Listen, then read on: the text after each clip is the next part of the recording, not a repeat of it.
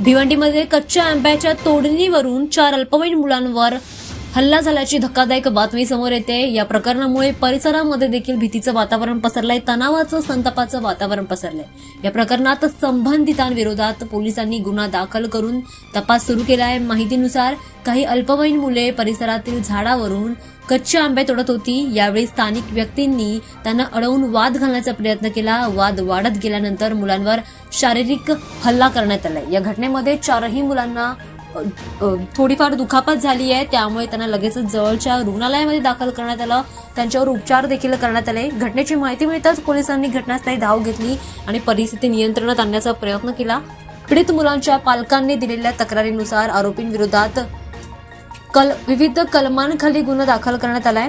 दरम्यान या प्रकरणाचा सखोल तपास सध्या पोलिसांकडून सुरू आहे। दोषींवर कठोर कारवाई केली जाणार असल्याचं म्हटलं जात आहे। त्यासोबतच परिसरामध्ये कायदा आणि सुव्यवस्था राखण्यासाठी अतिरिक्त बंदोबस्त देखील ठेवण्यात आला।